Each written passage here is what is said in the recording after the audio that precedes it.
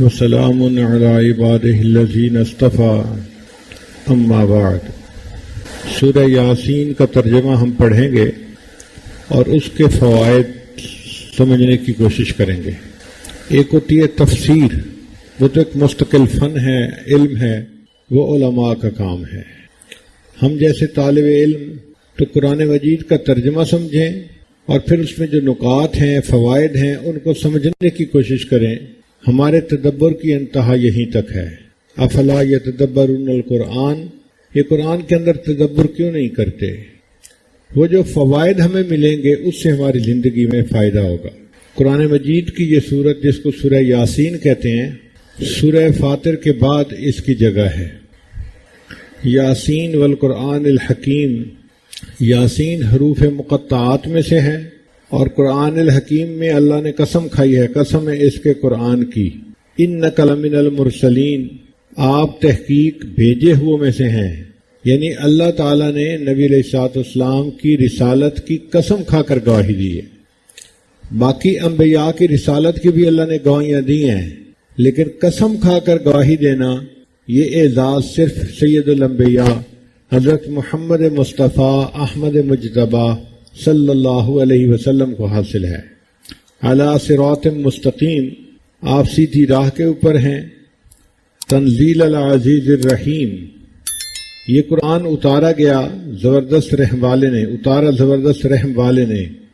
لتنذر قوما ما انذر آباؤہم فہم غافلون، تاکہ تو ڈرائے ایک قوم کو کہ جنہوں نے نہیں ڈر سنا ان کے باپ دادوں نے، فہم غافلون، لہذا وہ بے خبر ہیں۔ عربی زبان کے 29 حروف ہیں، ان کو حروف تہجی کہتے ہیں۔ ان میں اگر الف اور حمزہ اس کو ایک سمجھا جائے تو کل 28 بنتے ہیں، پھر 28 بنتے ہیں۔ ان 28 میں سے 14 حروف مقطعات میں استعمال ہوئے ہیں۔ ان کا علم اللہ تعالیٰ کے پاس ہے، یا اللہ نے اپنے پیارے حبیب صلی اللہ علیہ وسلم کو عطا کیا، یا اپنے پیارے اولیاء میں سے جس کو چاہا عطا کیا۔ چنانچہ امام ربانی حضرت مجد الفسانی رحمۃ اللہ علیہ اپنے مکتوب میں لکھتے ہیں کہ اللہ تعالیٰ نے مجھے حروف مقطعات کا علم عطا فرمایا، اور جن دنوں یہ علم مجھے مل رہا تھا پورے سرہند شہر کے اوپر فرشتوں کا پہرا تھا کہ شیطان شہر میں ہی داخل نہ ہو سکے۔ اتنی حفاظت کے ساتھ ان کو حروف مقطعات کا علم عطا کیا گیا۔ حروف مقطعات کی تھوڑی سی تفصیل آج ہم سمجھ لیں۔ اس کے 3 حصے ہیں۔ پہلا ہے الف سے زال تک، یہ 9 حروف بنتے ہیں، الف با تا سا۔ اگر گنے تو الف سے زال تک کتنے بنتے ہیں؟ 9 حروف بنتے ہیں۔ ان میں الف اور ہا یہ 2 حروف استعمال ہوئے اور باقی 7 حروف کو چھوڑ دیا گیا۔ پھر اس کے درمیان وسط کے حروف ہیں، وہ را سے لے کے غین تک بنتے ہیں۔ یہ کل 10 حروف ہیں۔ را سے لے کے غین تک کتنے حروف ہیں؟ 10 حروف ہیں۔ ان میں سے اللہ تعالیٰ نے ایک حرف کو لے لیا، ایک حرف کو چھوڑ دیا، ایک حرف کو لے لیا، ایک کو چھوڑ دیا۔ مثلا را کو لیا، زا کو چھوڑ دیا، سین کو لیا، شین کو چھوڑ دیا، صاد کو لیا، زود کو چھوڑ دیا، تو کو لیا، زو کو چھوڑ دیا، عین کو لیا اور غین کو چھوڑ دیا۔ یہ جو درمیان کے حروف تھے ان میں ایک کو لے لیا، ایک کو چھوڑ دیا، ایک کو لے لیا، ایک کو چھوڑ دیا۔ یہ ترتیب ہے۔ تو یہ 5 حروف بن گئے۔ تو 2 پہلے تھے اور 5 یہ کتنے ہو گئے؟ 7۔ پھر اس کے بعد فا سے لے کے یا تک پھر 9 حروف بنتے ہیں۔ ان میں سے 2 حروف کو چھوڑ دیا، فا کو اور واو کو، اور 7 کو لے لیا گیا۔ تو کتنے بن گئے؟ 7 اور 7 14 بن گئے۔ یعنی حروف تہجی کے 3 حصے بنیں گے۔ پہلے 9 حروف کا ایک حصہ بنے گا، اس میں سے اللہ تعالیٰ نے 2 حروف کو استعمال فرمایا، 7 کو چھوڑ دیا۔ جو استعمال ہوئے وہ الف اور ہا تھے، اور 7 کو چھوڑ دیا۔ پھر جو آخری حصہ تھا وہ تھا فا سے لے کے یا تک، اس میں اللہ تعالیٰ نے 2 کو چھوڑ دیا اور 7 کو لے لیا۔ جن کو چھوڑا وہ تھے فا اور واو، تو 7 اور 2 9 گئے۔ باقی درمیان کا وسط کا حصہ رہ گیا۔ وسط کے حصے میں 10 حروف بنتے ہیں، را سے لے کے غین تک۔ اب 10 میں سے ایک لیں، ایک چھوڑیں تو کتنے بنتے ہیں؟ 5 بنتے ہیں، تو 9 اور 5 14، تو کل 14 حروف مقطعات میں استعمال ہوئے ہیں۔ اب اس میں بھی کوئی نکتہ ہے کہ 14 حروف کیوں استعمال ہوئے؟ وہ اس لیے کہ ان حروف مقطعات نے پوری انسانیت کو لاجواب کر دیا۔ اللہ تعالیٰ نے فرمایا کہ دیکھو جو زبان تم بولتے ہو انہی حروف سے بنی ہوئی زبان میں یہ قرآن میں نے اتارا ہے، تو آدھے حروف سے میں اپنے قرآن میں استعمال کر رہا ہوں اور باقی 14 حروف تمہارے لیے چھوڑ رہا ہوں، تم باقی 14 حروف سے اس کے مقابلے کی کوئی صورت بنا دو یا کوئی کلام بنا کر دکھا دو۔ تو حروف تہجی کتنے ہیں؟ 29 ہیں، لیکن ان میں الف اور حمزہ ایک ہیں، تو اس لحاظ سے کتنے ہو گئے؟ 28 ہو گئے۔ ان 28 میں سے کتنے حروف استعمال ہوئے ہیں حروف مقطعات میں؟ 14 حروف استعمال ہوئے۔ اس کی ترتیب کیا ہے؟ 3 حصے بنائے گئے۔ پہلا حصہ ہے الف سے لے کے زال تک، الف سے لے کے زال تک، ان میں سے 2 حروف استعمال ہوئے اور 7 کو چھوڑ دیا گیا۔ دوسرا حصہ ہے آخری فا سے لے کے یا تک، یہ بھی 9 حروف ہیں، ان میں سے 7 کو استعمال کیا اور 2 حروف کو چھوڑ دیا، تو 7 اور 2 9 ہو گئے۔ پھر وسط کا حصہ، درمیان کا حصہ رہ گیا، وہ 10 حروف بنتے ہیں۔ ان 10 حروف میں سے اللہ تعالیٰ نے ایک حرف کو لیا، ایک کو چھوڑا، ایک کو لیا، ایک کو چھوڑا۔ مثلا را کو لیا، زا کو چھوڑ دیا، سین کو لیا، شین کو چھوڑ دیا، صاد کو لیا، ضاد کو چھوڑ دیا، تو کو لیا، ضا کو چھوڑ دیا، عین کو لیا اور غین کو چھوڑ دیا، تو یہ 5 حروف ہو گئے۔ تو کل 14 حروف بنتے ہیں جو قرآن مجید میں استعمال ہوئے ہیں۔ یہیں تک ہمارے لیے فائدہ کافی ہے کہ ہمیں حروف مقطعات کے بارے میں ایک آئیڈیا ہو کہ اللہ تعالیٰ نے قرآن مجید میں کن حروف کو حروف مقطعات میں استعمال کیا ہے۔ لیکن عربی طلباء کے لیے ہمیں تھوڑا سا اور بھی آگے جانے کی ضرورت ہے۔ کلام عرب 3 طرح کا ہوتا ہے، حرف، فعل یا اسم۔ حرف، فعل یا اسم۔ اس میں جو حرف ہے نا، اس میں واو ہوتا ہے جس کو واو عاطفہ کہتے ہیں، عطف کے لیے، فا ہوتا ہے تعقیب کے لیے، حمزہ ہوتا ہے استفہام کے لیے، کاف ہوتا ہے تشبیہ کے لیے، اور با ہوتا ہے الصاق کے لیے۔ پھر کبھی کبھی یہ 2 حروف پر مشتمل ہوتا ہے، جیسے کمن تبعیض کے لیے، او تخییر کے لیے، ام للاستفہام استفہام کے لیے، اور انا شرط کے لیے۔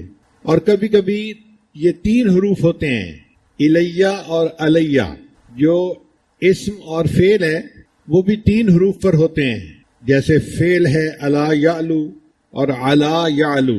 کبھی کبھی اسم اور فعل 4 پر بھی آتے ہیں اور کبھی کبھی 5 حروف پر بھی آتے ہیں، جیسے فجل، سجل اور جردہل، یہ 5 حروف پر مشتمل ہیں۔ اب ان میں قرآن مجید نے کن کن حروف کو کہاں کہاں استعمال کیا، یہ ایک راز ہے۔ یہ کوئی نہیں جانتا کہ اللہ تعالیٰ نے کہیں پر ایک حرف استعمال کیا ہے، جیسے قوف، نون، تو، اور کہیں کہیں پہ 2 حروف استعمال ہوئے ہیں، جیسے حامیم، توسین، توہا، یاسین، اور کہیں کہیں قرآن مجید میں 3 حروف استعمال ہوئے ہیں، الف لام میم، توسین میم، الف لام را، اور کہیں 4 حروف استعمال ہوئے ہیں، الف لام میم را، الف لام میم صاد، اور کہیں پر 5 حروف استعمال ہوئے ہیں، ہا میم عین سین قوف اور کاف ہا یا عین صاد۔ اللہ تعالیٰ نے کس حکمت کی بنا پر کہاں ایک حرف پسند فرمایا، کہاں 2، کہاں 3، کہاں 4، کہاں 5، اس کی حکمت کو کوئی نہیں جانتا۔ اس کے سامنے عرب لوگوں کی زبانیں گنگ ہو گئیں کہ واقعی یہ عام حروف سے بنا ہوا کلام ہے، لیکن اس کی حکمتوں کو ہم میں سے کوئی نہیں سمجھ سکتا۔ 1400 سال سے آج تک قرآن مجید کا یہ دعویٰ اپنی جگہ موجود ہے کہ اگر تم ایک صورت ایسی بنا کے دکھا سکتے ہو تو بنا کے دکھاؤ۔ آپ اندازہ لگائیے، وہ کفار جو مخالفت کرتے تھے، جو بڑے زبان کے ماہر تھے، جو اسلام کی مخالفت میں خود قتل ہو گئے، اپنی اولادوں کو قتل کروا دیا، اگر وہ اس چیلنج کو قبول کر سکتے ہوتے تو کیوں نہ قبول کر لیتے؟ وہ فوراً جواب دیتے جی ہم بنا کے دکھاتے ہیں۔ لیکن آج تک قرآن مجید کے اس کے دعوے کو کوئی قبول نہ کر سکا۔ اس کا مطلب یہ ہے کہ واقعی یہ قرآن مجید کا ایسا دعویٰ ہے کہ جس کا کوئی آج تک جواب نہیں دے سکا، نہ دے سکے گا۔ بعض مفسرین نے کچھ حروف کے معنی بیان کیے ہیں سمجھنے کی خاطر۔ مثال کے طور پر الف لام میم، یہ 3 حروف ہیں۔ وہ فرماتے ہیں الف سے مراد اللہ، اور میم سے مراد محمد صلی اللہ علیہ وسلم، اور لام سے مراد جبرائیل جو اللہ اور اس کے نبی کے درمیان واسطہ بنے، قرآن مجید کو اللہ سے لے کر نبی علیہ السلام تک لائے۔ تو انہوں نے اس طرح کچھ حروف کے معانی بھی بتائے ہیں۔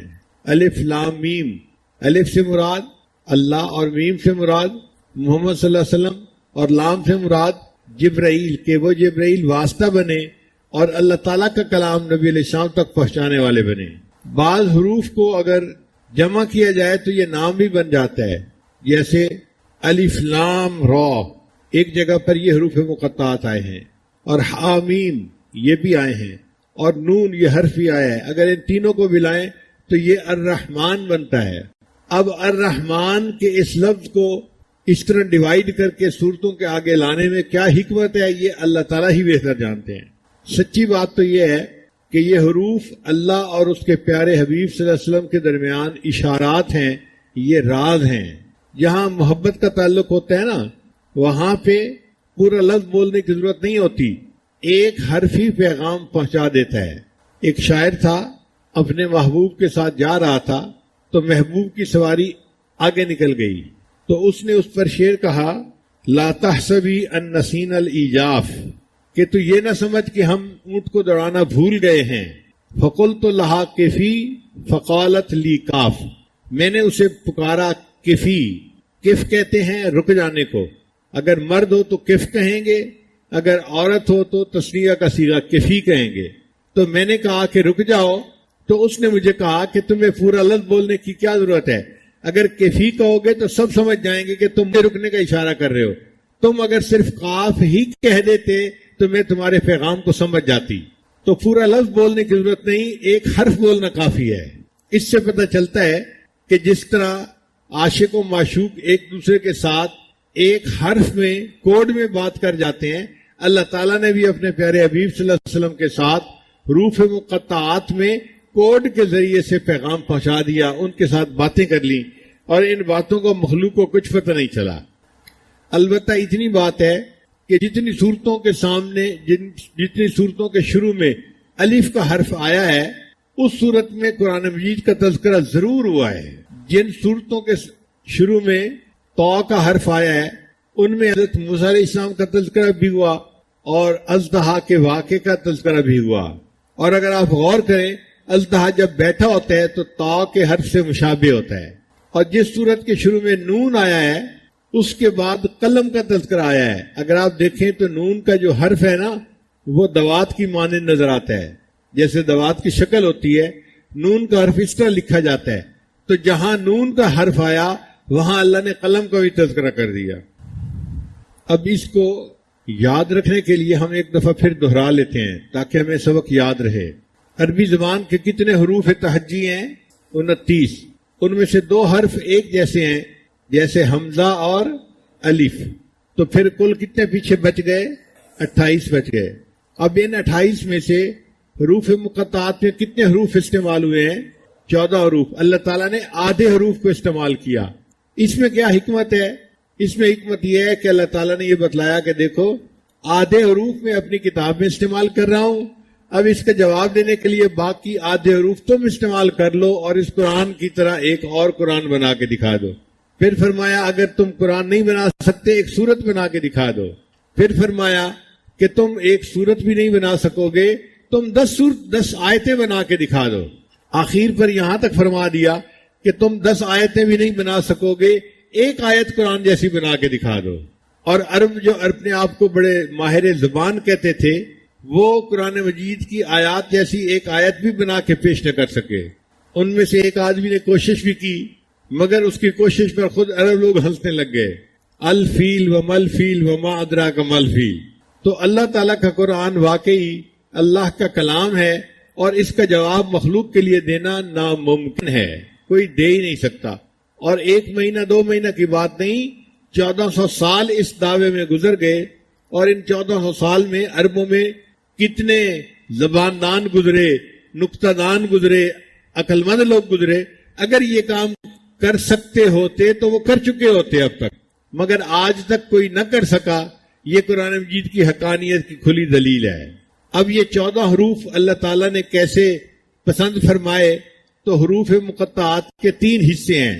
پہلے 9 حروف الف سے لے کے زال تک، پہلے 9 حروف کہاں تک ہیں؟ الف سے لے کے زال تک۔ ان میں سے الف اور ہا 2 حروف کو استعمال کیا گیا، 7 حروف کو چھوڑ دیا گیا۔ اور پھر دوسرا حصہ فا سے لے کے یا تک، یہ بھی 9 حروف بنتے ہیں، ان میں 2 حروف کو چھوڑ دیا اور 7 حروف کو استعمال کر لیا گیا۔ اور درمیان کا حصہ را سے لے کے غین تک، یہ 10 حروف بنتے ہیں، ان میں سے ایک حرف کو لے لیا گیا اور ایک حرف کو چھوڑ دیا گیا۔ اس طرح 2 حروف 7 حروف 9 ہو گئے اور 5 مل کے 14 حروف ہو گئے۔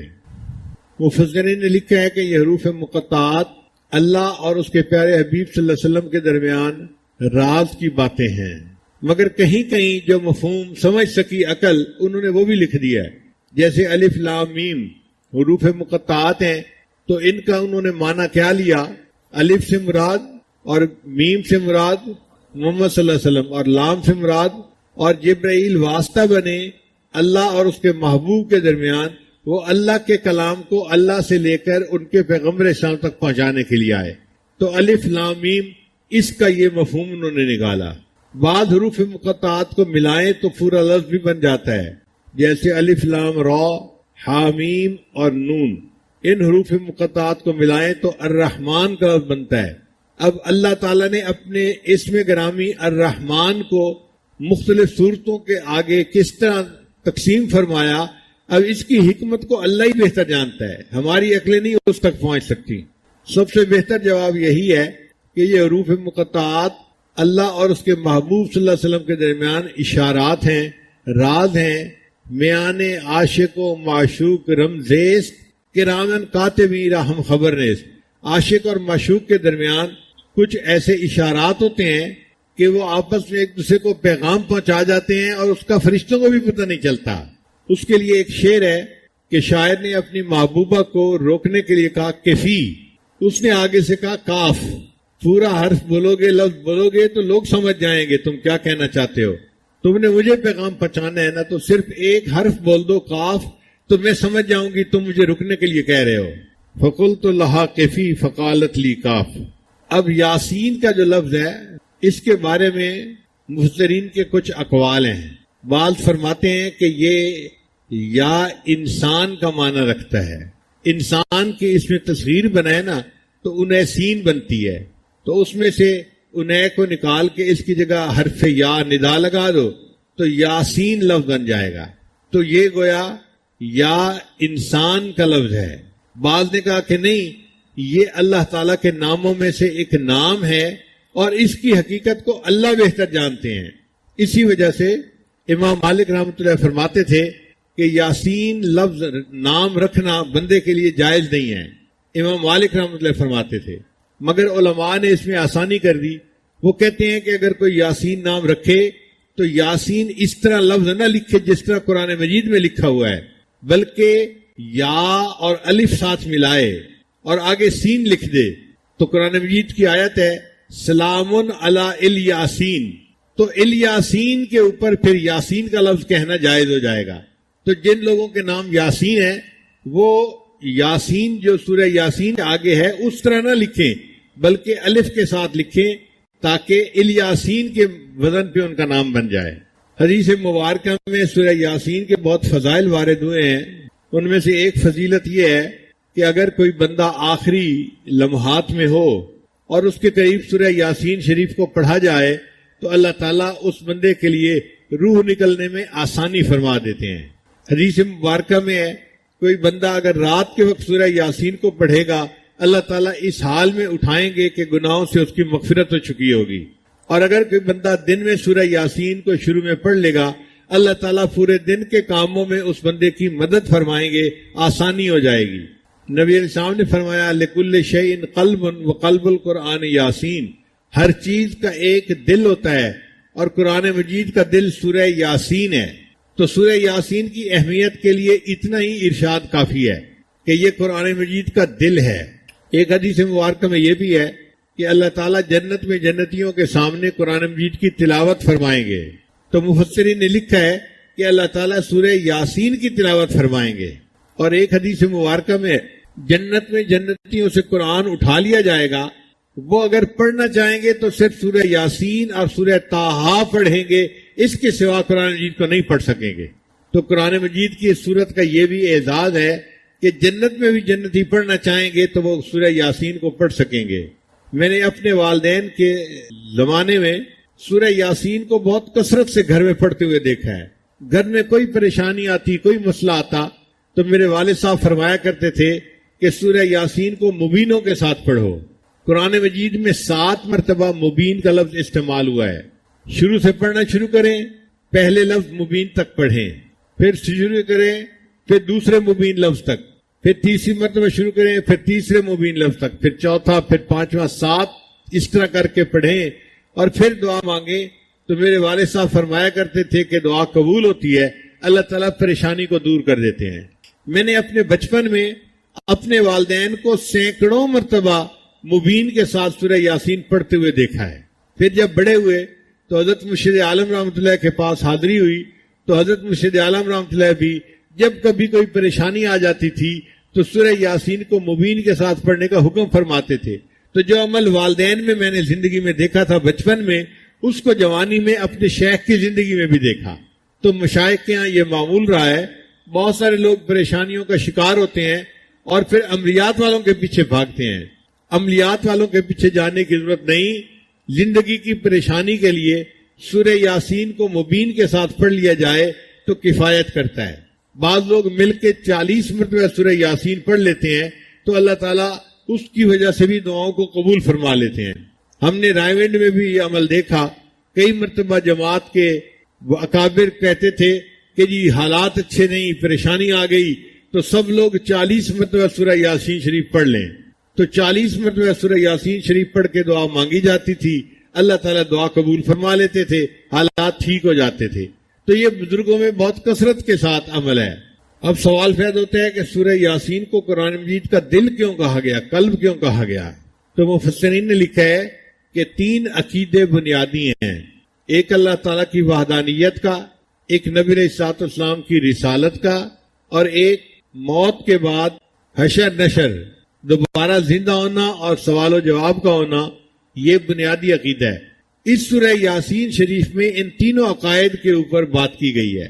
سورہ یاسین شریف میں 3 بنیادی نکات کو کھولا گیا ہے، ایک وحدانیت کو، ایک نبی علیہ السلام کی رسالت کو، اور تیسرا بعثت کو، یعنی مرنے کے بعد جو اٹھنا ہے اور جواب دینا ہے، اس کو کھولا گیا ہے۔ کیونکہ تینوں بنیادی نکتے اس میں کھولے گئے، اس وجہ سے اللہ تعالیٰ کے محبوب صلی اللہ علیہ وسلم نے اس سورت کو پورے قرآن مجید کا دل کہا ہے۔ اور بعض مفسرین نے یہ بھی لکھا ہے کہ مختلف صورتوں میں مختلف مضامین ہوئے ہیں، یہ وہ صورت ہے جس میں اللہ تعالیٰ نے اپنے محبوب صلی اللہ علیہ وسلم کے رسالت کا قسم کھا کر اعلان کیا ہے۔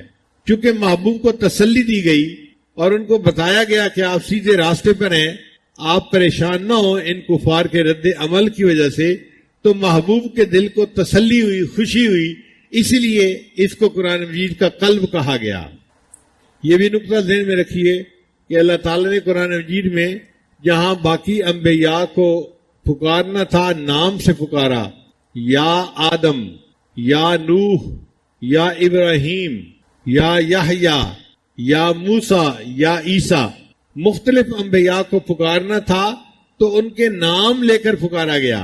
لیکن جب اپنے محبوب صلی اللہ علیہ وسلم کی باری آئی تو اللہ تعالیٰ نے اپنے محبوب صلی اللہ علیہ وسلم کو نام لے کے کہیں نہیں پکارا۔ پورے قرآن مجید میں یا محمد کا لفظ کہیں نظر نہیں آئے گا۔ اللہ نے ان کو القاب سے پکارا، یا ایھا الرسول، یا ایھا النبی، یا ایھا المزمل، یا ایھا المدثر، اللہ نے القاب کے ساتھ اپنے محبوب کو خطاب فرمایا۔ تو یہ جو یاسین ہے یہ بھی گویا نبی علیہ السلام کا نام تھا، صفاتی نام تھا، اور اللہ تعالیٰ نے اپنے محبوب صلی اللہ علیہ وسلم کے نام سے ان کو اس طرح پکارا۔ بعض احادیث میں ہے کہ طٰہٰ بھی نبی علیہ السلام کا نام ہے، اس لیے ایک سورت کے سامنے طٰہٰ کے حروف بھی آئے ہیں۔ تو آج کا درس ہم اسی حد تک رکھیں گے. گویا ہم نے حروف مقطعات کے بارے میں کچھ پڑھا کہ یہ 28 ہیں اور ان میں سے 14 استعمال ہوئے ہیں اور باقی 14 کو اللہ نے چھوڑ دیا مخالفین کے لیے کہ تم اس جیسا کلام بنا کے دکھاؤ. 14 حروف کو میں نے اپنی کتاب میں استعمال کیا اور باقی 14 حروف کو استعمال کر کے تم اس کا جواب لکھ کر بتاؤ. مگر قرآن مجید کا یہ دعویٰ ایسا تھا کہ جس چیلنج کو کسی نے قبول نہ کیا اور آج 1400 سال گزارنے کے بعد بھی یہ بات اپنی جگہ سچ ہے کہ یہ کلام الہی ہے، کسی انسان کا کلام نہیں ہے. کسی شاعر کا کلام ہوتا، کسی بندے کا کلام ہوتا تو اور بندے بھی بنا سکتے، لیکن جب کوئی نہ بنا سکا اس کا مطلب یہ مخلوق کا کلام نہیں، یہ خالق کا کلام ہے اور مخلوق کے عقل و دانش سے بلند تر ہے. کوئی جرات ہی نہیں کر سکتا. ایک قرآن بنانا تو کیا ایک سورت نہیں بنا سکتے، ایک سورت کیا 10 آیتیں نہیں بنا سکتے، 10 آیتیں کیا ایک آیت قرآن جیسی نہیں بنا سکتے. تو یہ اللہ کا کلام اتنا عظیم ہے کہ اس جیسی ایک آیت بھی بنا کر پیش کرنا ناممکن ہے. پھر یہ جو حروف مقطعات ہیں یہ اللہ کے محبوب صلی اللہ علیہ وسلم کے اور اللہ کے درمیان راز ہیں.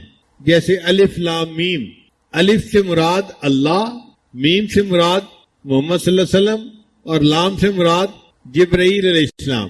کہ اللہ کا پیغام محمد صلی اللہ علیہ وسلم تک پہنچنا تھا اور پہنچانے والے کون تھے؟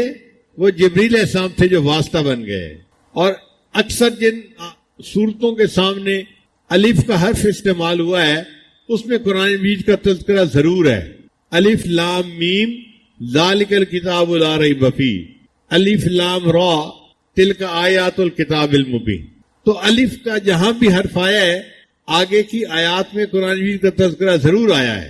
اور جس صورت کے آگے تو کا حرف آیا ہے اس صورت میں حضرت موسیٰ علیہ السلام کا تذکرہ آیا ہے، یا پھر جو اژدہا کا واقعہ حضرت موسیٰ علیہ السلام کو پیش آیا اس واقعے کا تذکرہ آیا ہے.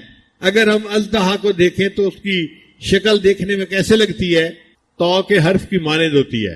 اور جس صورت کے سامنے نون کا حرف آیا ہے اس کے آگے قلم کا تذکرہ ضرور آیا ہے. اگر ہم نون کے حرف کو دیکھیں تو وہ دوات کی مانند نظر آتا ہے. اور نون کو اگر لفظ کے طور پہ سنیں تو یہ نون جو ہے مچھلی کو کہتے ہیں، اور جس میں نون کا حرف آیا ہے اس صورت میں حضرت یونس علیہ السلام کا تذکرہ بھی اکثر و بیشتر آیا ہے. بہرحال فیصلہ کن بات یہی ہے کہ یہ حروف مقطعات اللہ اور اس کے محبوب صلی اللہ علیہ وسلم کے درمیان راز ہیں. اور اس کی دلیل یہ ہے کہ عاشق و معشوق ایک دوسرے کے ساتھ اشاروں میں باتیں کر دیتے ہیں، ان کو پورے لفظ بولنے کی ضرورت نہیں پیش آتی. میان عاشق و معشوق رمزیست کرامن کاتبین را ہم خبر نیست. بعض لوگ کہتے ہیں کہ جی قرآن مجید کو ترجمے کے ساتھ پڑھنا چاہیے. بڑی اچھی بات ہے، واقعی ترجمے کے ساتھ پڑھنا چاہیے، لیکن جو بچے بغیر ترجمے کے پڑھتے ہیں وہ اس کے مخالفت کرتے ہیں. یہ غلط بات ہے. وہ کہتے ہیں جی طوطے کتنا بیٹھے رٹ رہے ہیں، کیا ضرورت ہے اس کی؟ بھائی بغیر معنی کے بھی اگر پڑھ رہے ہیں تو پھر بھی پڑھنا ثواب ہے. مجھے جرمنی میں ایک صاحب مل گئے، کہنے لگے جی یہ طوطے کتنا رٹنے کا کیا فائدہ جب سمجھ ہی نہیں آ رہی. تو ان کا قرآن مجید کا حلقہ ہوتا تھا. تو میں نے کہا کہ آپ پورے قرآن مجید کو سمجھ کے پڑھتے ہیں؟ کہنے لگا ہاں میں تو حلقہ کرواتا ہوں، پورے قرآن مجید کو سمجھ کے پڑھتا ہوں. میں نے کہا اچھا ترجمہ کرو، کاف ہا یا عین صاد، اس کا ترجمہ کیا ہے؟ اب میرا منہ دیکھنے لگا. میں نے کہا کرو نا ترجمہ. کہنے لگا جی اس کا ترجمہ تو میں نہیں کر سکتا. میں نے کہا اگر یہ بغیر ترجمے کے ہر لفظ پڑھا اور اس پر اللہ نے اجر دیا تو باقی قرآن مجید کو بغیر ترجمے کے پڑھیں گے تو اللہ کیوں اجر ادا نہیں فرمائیں گے؟ اس پر بھی اجر ملے گا. تو قرآن مجید کو سمجھ کے پڑھیں تو بھی اجر ملتا ہے، بن سمجھے پڑھیں تو بھی کلام الہی ہے، پھر بھی انسان کو اجر ملتا ہے. پڑھنا چاہیے. تو اللہ تعالیٰ نے یاسین کے حروف کے بعد پھر اپنے حبیب صلی اللہ علیہ وسلم کی رسالت کا تذکرہ کیا، پھر قرآن مجید کی قسم کھائی اور قسم کھا کے اپنے حبیب صلی اللہ علیہ وسلم کی رسالت کا تذکرہ کیا. انک لمن المرسلین، بے شک آپ بھیجے ہوئے میں سے، آپ رسولوں میں سے ہیں. اب اللہ تعالیٰ گواہی دیں تو یہی بہت تھا. چہ جائے کہ اللہ تعالیٰ قسم کھا کر گواہی دیں، یہ تو اور بات مؤکد ہو گئی، اور اس سے نبی علیہ السلام کی شان اور زیادہ کھل کر سامنے آ گئی. تو اللہ تعالیٰ نے تمام انبیاء، بہت سارے انبیاء کی رسالت کی گواہی دی ہے، لیکن قسم اٹھا کر گواہی صرف اپنے محبوب صلی اللہ علیہ وسلم کی رسالت کی دی ہے. انک لمن المرسلین، بے شک آپ رسولوں میں سے ہیں. اور پھر یہ بھی گواہی دی علی صراط مستقیم، کہ آپ سیدھے راستے کے اوپر ہیں. اب دیکھیے ہم روزانہ نماز کے اندر سورہ فاتحہ پڑھتے ہیں، اہدنا الصراط المستقیم، اللہ ہمیں سیدھے راستے کی رہنمائی فرما دیجیے. تو کوئی اگر ہم سے پوچھے کہ بھئی سیدھا راستہ کون سا ہے، تو ہم کیا جواب دے سکتے ہیں کہ سیدھا راستہ وہ ہے جو نبی علیہ السلام کی سنت والا راستہ ہے. چونکہ اللہ گواہی دیتے ہیں کہ علی صراط مستقیم، آپ سیدھے راستے کے اوپر ہیں. تو نبی علیہ السلام کی سنت کی پیروی والا راستہ یہ صراط مستقیم ہے. جو محبوب کی سنت پر عمل کرے گا وہ سیدھے راستے کے اوپر اپنی زندگی گزارے گا. جو قرآن مجید کی تعلیمات پر عمل کرتا ہے وہ سیدھے راستے پہ زندگی گزارتا ہے. یہ گرد و پیش کے ماحول سے متاثر ہوتا ہے. حتیٰ کہ اگر چھوٹے بچے کے ساتھ ہو تو یہ اس سے متاثر ہو کے اسی کی طرح محول قسم کے لفظ اپنے منہ سے نکالنے شروع کر دیتا ہے. عام حالات میں دودھ کو دودھ کہتا ہے، بچے کے سامنے اس کو دودھ کہے گا. تو ایک نادان بچے کی صحبت سے اگر بندے پر اثر ہو سکتا ہے تو کیا اللہ والوں کی صحبت کا اثر نہیں ہو سکتا؟ شیخ سعدی رحمۃ اللہ علیہ فرماتے ہیں، مولانا روم رحمۃ اللہ علیہ، کہ میں ایک مرتبہ حمام میں گیا، ایک مٹی دیکھی جس میں سے پھولوں کی خوشبو آ رہی تھی. فرماتے ہیں میں نے اس سے پوچھا کہ تم مشک ہے یا عنبر ہے کہ تیری خوشبو سے میرا دل میں چل رہا ہے. بدو گفتم تو مشکی یا امیری کہ ازبوئے دلاوے ہے تو مستم بگفتا من گلے ناچی غبودم ولیکن مدت با گل نشستم. کہنے لگی میں تو ناچیز مٹی ہوں، ایک پھول گر گیا تھا اور وہ میرے اوپر پڑا رہا. جمال ہم نشین در من اثر کر وگرنا من ہما خاکم کے ہستا. وہ ہم نشین کے جمال نے میرے اندر اثر کر دیا، ورنہ میں کیا، میں تو ناچیز مٹی. تو اگر پھول کی صحبت سے مٹی میں خوشبو آتی ہے، اللہ والوں کی صحبت سے انسان کے دل میں ایمان کی خوشبو آتی ہے. الصحبت مؤثرہ، صحبت کا اثر ہوتا ہے. اس لیے اللہ والوں کی صحبت اپنا اثر دکھا کے رہتی ہے. پتھر دل انسان بھی ان کی صحبت میں آ کر موم ہوتے ہیں. اللہ تعالیٰ نے ان کی نظر میں اثر ڈالا ہوتا ہے. یہ عجیب بات ہے. اچھا ایک بات بتائیں، نظر بد کو تو مانتے ہیں نا؟ حدیث پاک میں آتا ہے العین حق، بری نظر کا لگ جانا یہ حق ہے، لگ جاتی ہے. چنانچہ ایک صحابی رضی اللہ تعالیٰ عنہ کو لگی اور نبی علیہ السلام نے انہیں نظر اتارنے کا طریقہ بتایا. تو سوچنے کی بات ہے کہ وہ نظر جس کے اندر عداوت ہے، دشمنی ہے، کینہ ہے، حسد ہے، بغض ہے، اگر وہ نظر اپنا اثر دکھا سکتی ہے تو اللہ والوں کی وہ نظر جس میں محبت ہو، شفقت ہو، رحمت ہو اور جس میں اخلاص ہو، پھر وہ نظر اپنا اثر کیسے دکھا سکتی ہے؟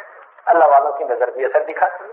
تو یہ اللہ والوں کی اثر میں نظر لگ جایا کرتی ہے. بروں کی نظر لگی تو بندہ بیمار ہو گیا، اچھوں کی نظر لگ گئی تو روحانی بیماریوں سے شفا نصیب ہو گئی. تیرا علاج نظر کے سوا کچھ اور نہیں. یہ نظر جو ہے نا، اللہ کرے کہ ہم کسی کی نظر میں رہیں، سمجھے؟ اللہ کرے ہم کسی کی نظر میں رہیں. چنانچہ شاہ عبد القادر رحمۃ اللہ علیہ 18 سال مسجد کے اندر نفلی اعتکاف کی نیت سے رہے. جن دنوں وہ قرآن مجید کا اردو میں ترجمہ لکھ رہے تھے، 18 سال رہے. پھر 18 سال کے بعد جب باہر نکلے، حضرت اختر ثانی رحمۃ اللہ علیہ نے لکھا مسجد کے دروازے پہ ایک کتا تھا، اس کتے پر ان کی نظر پڑ گئی، اس کتے کے اندر جذب آ گیا. حضرت اقدس رحمۃ اللہ علیہ فرماتے ہیں کہ وہ کتا جہاں بیٹھتا ہوتا دوسرے کتے اس کے گرد آگے بیٹھ جاتے تھے. ایک اللہ والے کی نظر کتے پہ پڑتی ہے، اس میں محبوبیت آ جاتی ہے، تو جس بندے پہ پڑ جاتی ہے اللہ اس میں بھی محبوبیت پیدا فرماتی ہے. صحبت کا اثر ہوتا ہے. اس لیے انسان اگر چاہتا ہے کہ اپنی نماز کو بنائے تو اپنی صحبت نیکوں کے ساتھ رکھے. اگر صحبت فاسق و فاجر لوگوں کے ساتھ ہوگی، بے دین قسم کے لوگوں کے ساتھ ہوگی تو پھر دل پر میل آئے گی، نماز نہیں بن سکتی. ہمارے سلسلہ نقشبندیہ کے شیخ خواجہ احمد سعید قریشی رحمۃ اللہ علیہ فرمایا کرتے تھے کہ میں کبھی کبھی پورے اہل شہر کو توجہ دیتا تھا. اللہ والوں کی حال دیکھ کہ میں کبھی تہجد کے وقت میں پورے اہل شہر کو بیٹھ کر توجہ دیتا تھا. فرماتے تھے کہ کچھ ایسے لوگ تھے ان کے دلوں سے فیض ٹکرا کر واپس آتا تھا اور مجھے آواز آتی تھی ہمارے لیے اس دل میں جگہ نہیں ہے،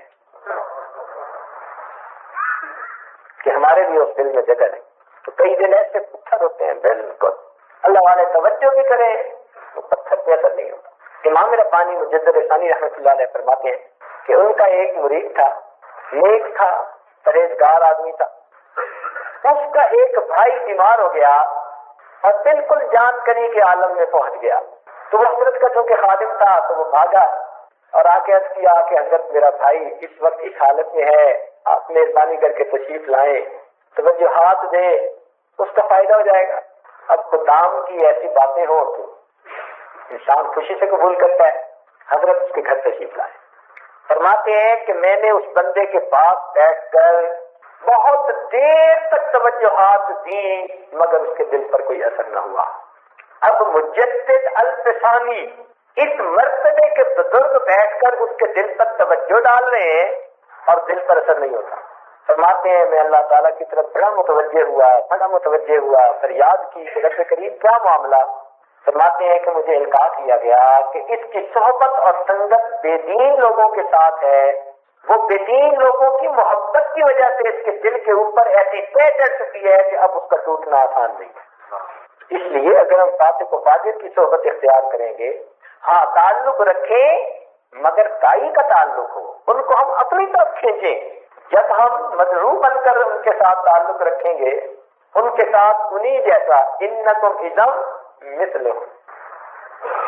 اس لیے بہت منع فرما دیا من تشبہ بقوم فہو منہم. جس نے جس قوم سے تشبہ اختیار کی وہ انہی میں سے کیا سمجھا جائے گا. تو کافروں کے ساتھ تشبیہ بھی انسان اختیار نہ کرے، نہ کھانے پینے میں، نہ لباس میں، نہ کسی اور چیز. مشابہت سے بھی بچے. بلکہ کتاب میں ایک واقعہ لکھا ہے کہ ایک بڑے میاں فوت ہو گئے تو کسی نے پوچھا کہ سناؤ آگے کیا بنا. کہنے لگے سخت عذاب میں گرفتار ہوں، قبر کو دوزخ کا گڑھا بنا دیا گیا ہے، سخت اذیت میں مبتلا ہوں. انہوں نے پوچھا کہ وجہ کیا بنی. کہنے لگے کہ ہندوؤں کی ہولی کا دن تھا اور وہ ایک دوسرے کے اوپر رنگ پھینکتے پھر رہے تھے. میں اپنے گھر سے کسی طرف جانے کے لیے نکلا، پان کھا رہا تھا، راستے میں تھوک پھینکنے کی ضرورت پیش آئی تو آگے گدھا کھڑا تھا. پتہ نہیں کیا دل میں بات آئی کہ میں نے متاثر ہو کر ماحول سے گدھے کو کہا کہ ارے میاں گدھے تجھے رنگنے والا کوئی نہیں، لا میں تجھے رنگ دیتا ہوں. یہ کہہ کر جو میں نے پان والی تھوک اس پر پھینکی میرے اس عمل کو پکڑ لیا، تو نے کفار سے مشابہت اختیار کی، میری قبر کو جہنم کا گڑھا بنا دیا. اتنی بھی اللہ تعالیٰ کو کفار سے مشابہت پسند نہیں. تو یہ باتیں میں رکھیں. اللہ رب العزت کو ایمان والوں سے ذاتی محبت ہے، کفر اور کافری کے ساتھ اللہ رب العزت کو ذاتی عداوت ہے. اس لیے منع فرما دیا. ایمان والوں کو دیکھ نہیں دیتا کہ وہ کافروں کے ساتھ محبت کا تعلق رکھے. ایک ہوتا ہے بزنس کا تعلق رکھنا، وہ اور چیز ہے. دیکھیں نا، آدمی کا ہزاروں بندوں سے تعلق ہوتا ہے مگر ہر ایک سے محبت تو نہیں ہوتی. وہ کام کی غرض سے ایک رابطہ ہوتا ہے، تو کام کی غرض سے رابطہ کافروں سے بھی رکھ سکتے ہیں. مگر محبت جسے کہتے ہیں، خوشی غمی کو شیئر کرنا، ایک دوسرے کے قریب ہونا، یہ اور چیز ہے. دل میں جگہ ہونا اور چیز. اس محبت سے منع کرتے ہیں. تو اس لیے اگر نماز بنانے کی تمنا ہے تو ایک طرف تو نماز بنانے کی محنت ہو رہی ہو اور دوسری طرف دوستی ان لوگوں سے ہو کہ جو ناگ کی طرح ہو، کوبرا کی طرح ہو. کچھ دوست ایسے ہوتے ہیں نا، بلیک کوبرا کی طرح ڈس لیتے ہیں بندے کو. بلیک کوبرا ڈسے تو جسمانی موت اور دوست ڈسے تو روحانی موت. اور برا دوست شیطان سے بھی زیادہ برا. ہو سکتا ہے آپ لوگ کہہ رہے ہوں گے کہ جی آج پیر صاحب لگتا ہے برے دوستوں سے زیادہ ہی ناراض ہے، لیکن حقیقت یہی ہے، برا دوست شیطان سے بھی زیادہ برا. اب شیطان تو بہت ہی برا ہے نا، اس سے برے کا تو تصور بھی نہیں ہو سکتا. شیطان سے زیادہ برے کا تو تصور بھی نہیں کر سکتے، مگر برا دوست شیطان سے بھی زیادہ برا. وہ کیوں؟ وہ اس لیے کہ شیطان سخت گناہ کا خیال دل میں ڈالتا ہے، مجبور تو نہیں کرتا. برا دوست خیال بھی ڈالتا ہے، ہاتھ پکڑ کے گناہ بھی کرواتا ہے. فرق سمجھ رہے ہیں نا کہ شیطان تو فقط دل میں خیال بار بار ڈالتا ہے نا، اس سے اوپر تو کچھ نہیں کر رہا. لیکن برا دوست تو دل میں خیال بھی ڈالے گا، پھر ہاتھ پکڑ کے ساتھ لے بھی جائے گا، آؤ یہ گناہ کرتے ہیں۔ اس لیے برا دوست شیطان سے بھی زیادہ برا۔ تو انسان اگر اپنے اعمال کو بنانا چاہے تو پھر دیکھے کہ میرا بیٹھنا اٹھنا کن کے ساتھ، اپنے ماحول کو بنا کے رکھے۔ نیک ماحول کا اس پر اثر ہوگا اچھا، اور برے ماحول کا برا اثر ہوگا۔ علماء نے لکھا ہے کہ 8 طرح کے لوگوں کا انسان پر اثر ہوتا ہے۔ نمبر 1، جو آدمی حکام کے ساتھ اکثر بیٹھے اٹھے اس کے دل میں سنگ دلی اور تکبر آتا ہے۔ جو آدمی حکام کے ساتھ بیٹھے اٹھے لامحالہ طور پر اس کے دل کے اندر تکبر آئے گا اور سنگ دلی آئے گی، کیونکہ اکثر ایسے لوگوں کے گردن میں سریا ہوتا ہے، تو ان کی صحبت کا اثر۔ ایک آدمی اگر مالداروں کی صحبت میں بیٹھے گا تو اس کے دل کے اندر دنیا کی چیزوں کی حرص آئے گی۔ حرص بہت بری اور حرص اتنی بری کہ انسان کا پیٹ پھر فقط قبر کی مٹی ہی بنتی ہے اور کوئی چیز نہیں بن سکتی۔ حدیث پاک میں فرمایا کہ اگر بندے کو ایک جنگل سونے کا بنا ہوا دے دے تو یہ کہے گا ایک جنگل اور ہوگا، وہ بھی سونے کا بنا ہوا دے دے تو یہ کہتا کہ پوری دنیا سونے کی بنی ہوتی، اور اس کو بھی بنا دے تو یہ کہتا کہ اس کا بنانے والا بھی میں ہوتا۔ اللہ تعالیٰ نے قرآن پاک میں 2 چیزوں پر نظر ڈالنے سے منع کیا، تو طلباء کے لیے یہ نکتے کی بات ہے۔ اللہ تعالیٰ نے قرآن مجید میں 2 چیزوں پر نظر ڈالنے سے منع کیا، ایک غیر محرم پر۔ قل للمؤمنین یغضوا من ابصارہم، ایمان والوں سے کہہ دو نگاہوں کو نیچے رکھیں۔ تو ایک غیر محرم پر نظر ڈالنے سے منع کیا، اور ایک مالداروں پر نظر ڈالنے سے منع کیا۔ فرمایا وَلَا تَمُدَّنَّ عَيْنَيْكَ إِلَىٰ مَتَّعْنَا بِهِ أَزْوَاجًا مِّنْهُمْ زَهْرَةَ الْحَيَاةِ الدُّنْيَا، آپ اپنی نگاہیں ہٹا دیجیے ان لوگوں سے، ادھر نظر نہ کیجیے۔ تو مالداروں پر نظر رکھنے سے منع کیا اور غیر محرم پر نظر ڈالنے سے منع کیا۔ اب غیر محرم پر نظر ڈالنے کی مرد مردوں میں زیادہ، اور مال کی طرف نظر ڈالنے کی مرد عورتوں میں زیادہ۔ لا الہ الا اللہ محمد الرسول اللہ۔ دعا کر لیجئے۔ امین۔ الحمدللہ رب العالمین والعاقبۃ للمتقین والصلاة والسلام علی رسولہ محمد وعلیہ واصحابہ اجمعین۔ اے کریم پروردگار، ہم تیرے عاجز و مسکین بندے ہیں، ہمارے حال پہ رحم فرما، ہمارے گناہوں کو معاف فرما، ہماری خطاؤں کو معاف فرما۔ اللہ ہمیں گناہوں سے پاک صاف زندگی نصیب فرما، معصیت سے خالی زندگی نصیب فرما۔ اے کریم اللہ، ہمارے لیے گناہوں سے بچنا مشکل ہے، تیرے لیے تو بچانا آسان ہے، ہمیں گناہوں سے بچا لیجئے۔ اللہ، گناہ کر کر کے ہم مزید تھک چکے ہیں، تنگ آ چکے ہیں، چھٹکارا چاہتے ہیں، گناہوں سے چھٹکارا نصیب فرما۔ اے کریم پروردگار، گناہوں کی طرف اٹھنے والی نگاہوں کو جھکا دیجئے، متحرک زبانوں کو ساکت کر دیجئے، بڑھنے والے قدموں کو روک لیجئے، بڑھنے والے ہاتھوں کو روک لیجئے۔ اے کریم پروردگار، ہمارے وہ اکابر جب وہ 20 سال اس حال میں گزارتے تھے کہ گناہ لکھنے والے فرشتے کو کچھ لکھنے کا موقع نہیں ملتا تھا، اللہ وہ بھی تو تیرے فضل و کرم سے بچتے تھے، ہم بھی اسی فضل و کرم کے طلبگار ہیں، ہمیں بھی بچا لیجئے اللہ، بچا لیجئے۔ اے کریم اللہ، ہم صبح توبہ کرتے ہیں، شام کو توڑ بیٹھتے ہیں، شام کو توبہ کرتے ہیں، صبح کو توڑ بیٹھتے ہیں۔ اللہ، یہ سلسلہ کب تک چلتا رہے گا؟ ہمیں توبہ پر استقامت نصیب فرما۔ اے کریم پروردگار، اے رحیم پروردگار، اے حنان و منان پروردگار، اے ہمارے پیارے پروردگار، عرصہ گزر گیا تجھے منانے کے لیے، تجھے پانے کے لیے ہم کوششیں کر رہے ہیں، لیکن ابھی تک اپنے آپ کو دور محسوس کر رہے ہیں۔ اللہ، ہم ایک قدم آگے بڑھاتے ہیں، شیطان ہمیں 2 قدم پیچھے دھکیلتا ہے۔ اللہ، ہمیں اپنا قرب عطا فرما دیجئے۔ دنیا میں ہم نے دیکھا ہے، بچہ چلتے چلتے تھک جاتا ہے، ابو سے کہتا ہے ابو مجھے اٹھا لیجئے، مجھ سے مزید نہیں چلا جاتا۔ اللہ ہمارا بھی وہی حال بن چکا ہے، شیطان ظالم نے ہمیں تھکا دیا ہے، اللہ ہمیں اپنا قرب نصیب فرما، نفس اور شیطان کے مکر و فریب سے محفوظ فرما۔ اے کریم پروردگار، بہت دل کرتا ہے ان زلفوں کو دیکھ لیں جن کو تو نے واللیل فرمایا ہے، ان رخساروں کو دیکھ لیں جن کو تو نے والضحیٰ فرمایا ہے۔ اللہ ہم ایسے زمانے میں پیدا ہوئے کہ تیرے محبوب کا کھلی آنکھوں سے دیدار نہ کر سکے۔ اللہ دعا کرتے ہیں کہ قیامت کے دن ان کے ہاتھوں سے حوض کوثر کا جام ضرور نصیب فرما، ان کے جھنڈے تلے جمع ہونے کی توفیق عطا فرما، ہمیں ان کے قدموں میں جگہ نصیب فرما۔ اے کریم اللہ، تیری کریمی کا واسطہ، اے رحیم پروردگار، تیرے رحیمی کا واسطہ، اے جواد پروردگار، تیرے جود و سخا کا واسطہ، اللہ تو سخی ذات ہے، تجھے سخاوت سجتی ہے، ہمیں دینے سے تیرے خزانوں میں کوئی کمی نہیں آئے گی۔ اللہ عطا فرما دیجئے۔ میرے اللہ، کوئی تجھ سے دنیا مانگتا ہوگا، کوئی تجھ سے کار کوٹھی مانگتا ہوگا، ہم تجھ سے تیری رضا کے طلبگار ہیں، اپنی رضا نصیب فرما۔ اللہ، اتنے حضرات دور قریب سے چل کے آئے ہیں، یہاں دنیا تو تقسیم نہیں ہوتی، تیری محبت کی تلاش میں، تیری رضا کی خاطر یہ حضرات مجاہدہ کر کے یہاں پہ آئے ہیں۔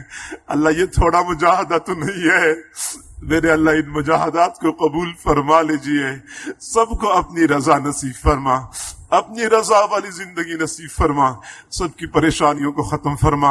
اے کریم پروردگار، ہمیں اپنے اکابر کے لیے اللہ دنیا اور آخرت میں نیک نامی کا ذریعہ بنا، بدنامی کا ذریعہ نہ بنا۔ اپنے اکابر کا سایہ ہم پر تا دیر قائم و دائم فرما، ہمیں ان کی قدردانی کی توفیق عطا فرما، ناقدری سے بچا لیجئے اللہ، نعمتوں کی ناقدری سے بچا لیجئے۔ اے کریم پروردگار، ہمیں حقیقی معنوں میں مستفید ہونے کی توفیق عطا فرما، ہماری ان دعاؤں کو اپنی رحمت سے قبول و منظور فرما۔ صلی اللہ تعالی علی خیر خلقہ محمد وآلہ وأصحابه أجمعين برحمتك يا أرحم الراحمين۔